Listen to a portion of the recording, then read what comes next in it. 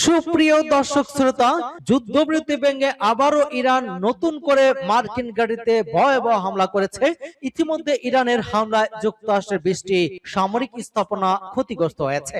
অন্যদিকে ইরানের প্রক্সি বাহিনী হিজবুল্লাহ মার্কিন যুক্তরাষ্ট্রের অবৈধ সন্তান ইসরায়েলে হামলা চালিয়ে আয়রন ডোম ধ্বংস করে দিয়েছে। পৃথিবীর মানচিত্রের দিকে ইসরায়েলকে নিচ্ছিন্ন করার ঘোষণা দিয়েছে ইরান। আপনি কি এই মতের সাথে একমত? এই সম্পর্কে আপনার মতামত কমেন্টস বক্সে লিখে জানান এবং শুরুতেই আন্তর্জাতিক সংবাদের থাকবে সংবাদ শিরোনাম পরে বিস্তারিত।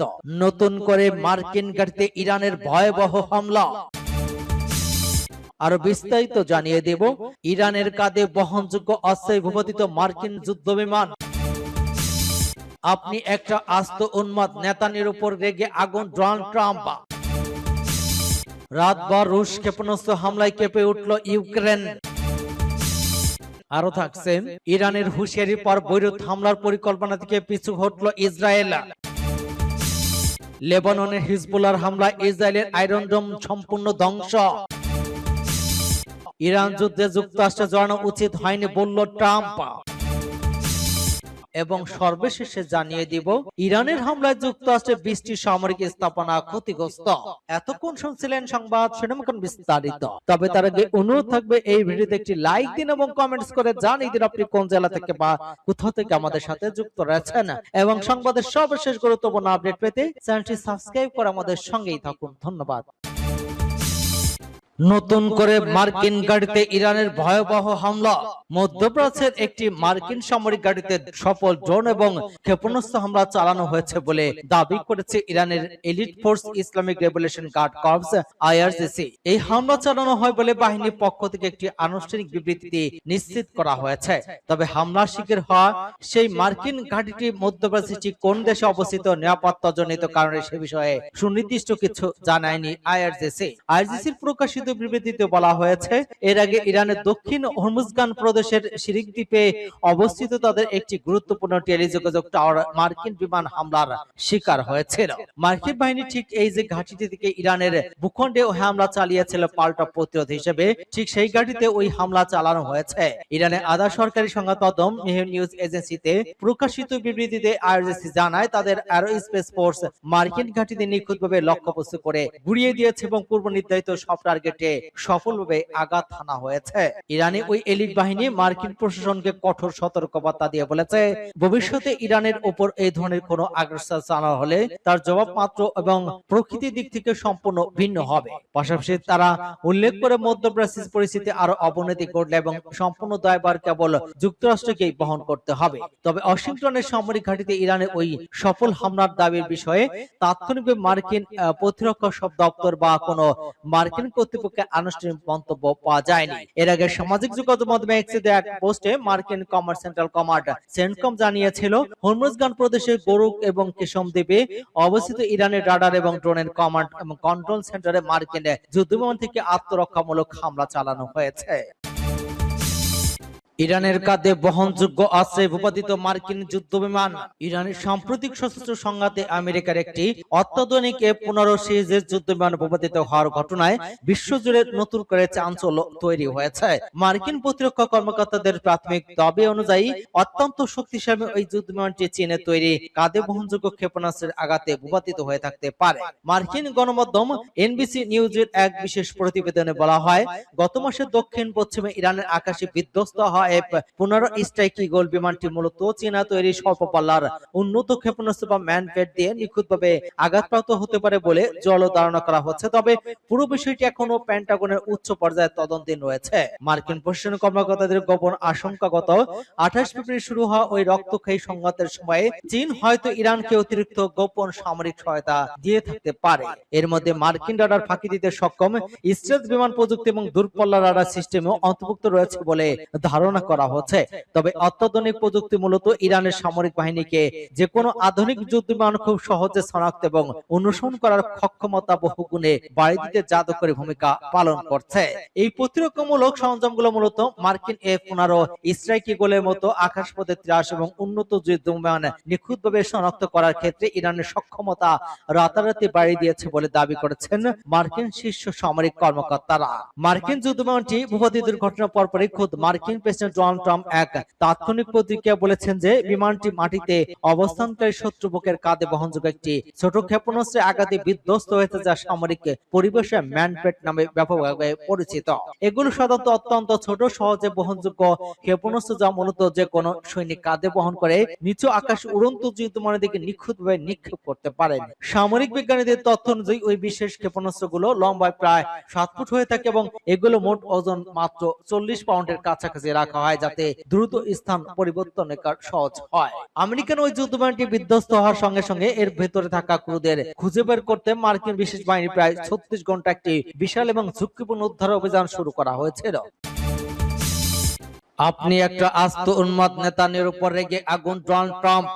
লেবানন এবং ইসরায়েলের মধ্যে উত্তেজনা ক্রমশ বাড়ছে।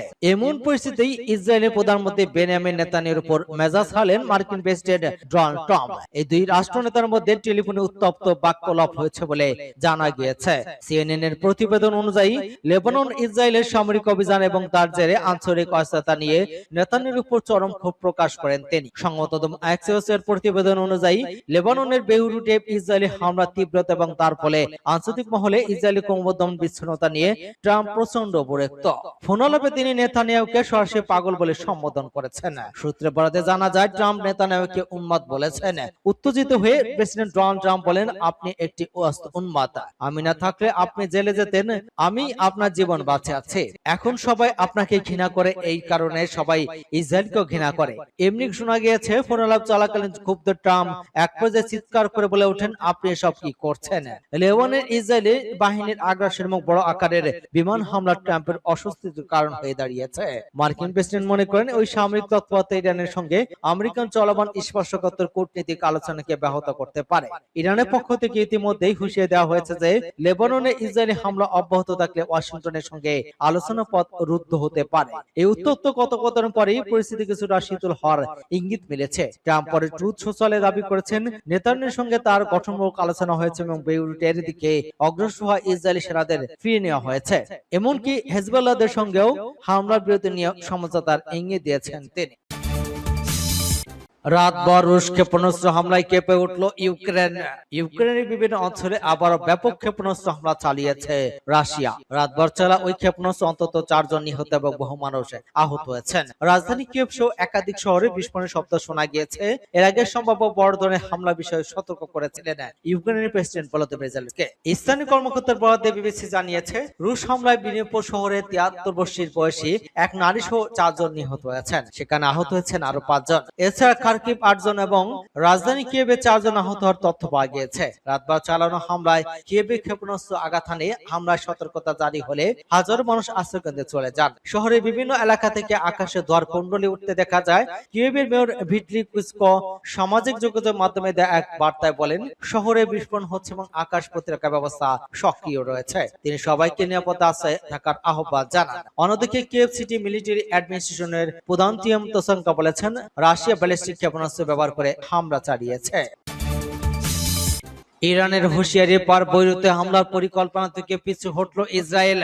ইসরায়েল ইরানের হুঁশিয়ারির পর লেবাননের রাজধানী বৈরুতে বড় ধরনের হামলার সিদ্ধান্ত থেকে সরে এসেছে বলে জানিয়েছেন মার্কিন প্রেসিডেন্ট ডোনাল্ড ট্রাম্প। এর আগে ইরান সতর্ক করে উঠছিল যে তেহরান এবং ওয়াশিংটনের মধ্যে হওয়া যুদ্ধবিরতি চুক্তি ভঙ্গ করে লেবাননের রাজধানী বৈরুতে নতুন করে হামলা চালানো হলে তা মেনে নেওয়া হবে না। নিজের সামাজিক যোগাযোগ মাধ্যমে ট্রুথ সোশ্যাল ট্রাম্প বলেন, ইসরায়েলি প্রধানমন্ত্রী বেনিয়ামিন নেতানিয়াহুর সঙ্গে তার একটি খুবই ফলপ্রসূ আলোচনা হয়েছে। তিনি বলেন, বৈরুতে কোনো সেনা যাবে না, যারা পথে ছিল তাদের ফিরিয়ে নেওয়া হয়েছে। তিনি আরো দাবি করেছেন, লেবাননের সশস্ত্র সংগঠন হিজবুল্লাহর সঙ্গে একটি সমঝোতা হয়েছে। ট্রাম্পের ভাষ্য অনুযায়ী হিজবুল্লাহর প্রতিনিধিদের সঙ্গে আমরা ভালো আলোচনা হয়েছে। তারা সম্মত হয়েছে যে সব ধরনের গোলাগুলি বন্ধ থাকবে।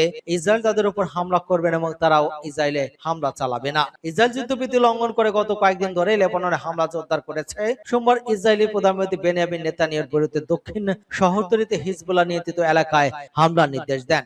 লেবাননের আরেক দফা বাস্তুত্ব শুরু হয়েছে, সেখানে এর মধ্যে এই সংঘাতে 10 লাখের বেশি মানুষ ঘর ছাড়া হয়েছে। লেবাননের হিজবুল্লাহর হামলা ইসরায়েলি আয়রন ডোম ধ্বংস। লেবাননের ইসলামী প্রতিরোধ আন্দোলন হিজবুল্লাহ জানিয়েছে তাদের যোদ্ধারা দখলদার ইসরায়েলি উত্তরাঞ্চলে ক্ষেপণাস্ত্র প্রতিরক্ষা ব্যবস্থা আয়রন ডোম ধ্বংস করেছে। পাঁচটি খবরে বলা হয়েছে হিজবুল্লাহ একটি ভিডিও প্রকাশ করে জানায় অধিকৃত উত্তরাঞ্চলে অবস্থিত ইরানের সামরিক ঘাঁটিতে মোতায়েন ইসরায়েলি সেনাবাহিনী একটি আয়রন ডোম ক্ষেপণাস্ত্র প্রতিরক্ষা ব্যবস্থা লক্ষ্য করে হামলা চালানো হয়েছে। বিস্ফোরকবাহী একটি ড্রোন ব্যবহার করে ওই হামলা পরিচালিত হয়েছে বলে জানিয়েছে তারা। এদিকে লেবাননের বিভিন্ন গণমাধ্যম হিব্রু সূত্রে বরাতে জানিয়েছে লেবানন থেকে ক্ষেপণাস্ত্র নিক্ষেপের পর অধিকৃত অঞ্চলের উত্তর শহর তিব্রিসে এবং আশেপাশের এলাকায় সতর্কতামূলক সাইরেন বেজে ওঠে। একই সময় ওই অঞ্চলে প্রবল বিস্ফোরণের শব্দ শোনা যায়। ইসরায়েলি সূত্রগুলো জানিয়েছে তিব্রিসে 6টি ভারী ক্ষেপণাস্ত্র আঘাত এনেছে। তারা আরো দাবি করেছে যুদ্ধবিরতির পর এই প্রথম তিবিরাজ এবং আশেপাশে এলাকায় সতর্কতামূলক সাইরেন বাজানো হয়েছে। প্রতিবেদনে বলা হয়েছে একটি ক্ষেপণাস্ত্র সরাসরি তিব্রেনিয়া নিকটবর্তী কাফার হিতিম এলাকায় আঘাত এনেছে। অন্যদিকে ফিলিস্তিন তথ্যকেন্দ্র জানিয়েছে ইসরায়েল আগ্রাসনের প্রতিক্রিয়ায় এবং দক্ষিণ লেবানন অধিকৃত উত্তর সীমান্তে ইসরায়েলি বাহিনীর বিরুদ্ধে চলমান অভিযানের অংশ হিসেবে হিজবুল্লাহ একাধিক হামলা চালিয়েছে। এসব অভিযানে ইসরায়েলি সামরিক যান, সেনা সমাবেশ, অবকাঠ এবং রাডার ব্যবস্থা লক্ষ্যবস্তু করা হয়। হিজবুল্লাহ দাবি করেছে তাদের হামলাগুলো নির্ধারিত লক্ষ্যবস্তুতে সুনির্দিষ্টভাবে আঘাত এনেছে।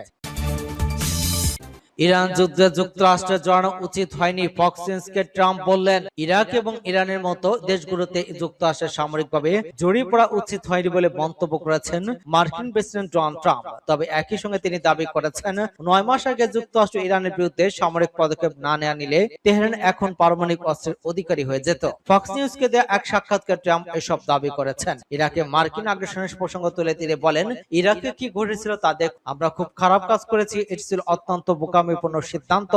আসলে শুরুতে আমাদের সেখানে যাওয়া উচিত ছিল না। এরপর ইরানের প্রসঙ্গ টেনে ট্রাম্প বলেন, আমাদের ইরানও যাওয়া উচিত ছিল না, কিন্তু ইরানের যে সক্ষমতা রয়েছে, যদি আমরা 9 মাস আগে বোমারু দিয়ে তাদের উপর হামলা না চালাতাম তাহলে এখন তাদের পারমাণবিক অস্ত্র থাকতো এবং পরিস্থিতি সম্পূর্ণ ভিন্ন হতো। ইরানের হামলায় যুক্তরাষ্ট্রের 20টি সামরিক স্থাপনা ক্ষতিগ্রস্ত। ইরানের সঙ্গে যুদ্ধ শুরু হওয়ার পর থেকে দেশটির নিখুঁত এবং ব্যাপক হামলায় মধ্যপ্রাচ্যে যুক্তরাষ্ট্র অন্তত 20টি সামরিক স্থাপনা মারাত্মকভাবে ক্ষতিগ্রস্ত হয়েছে।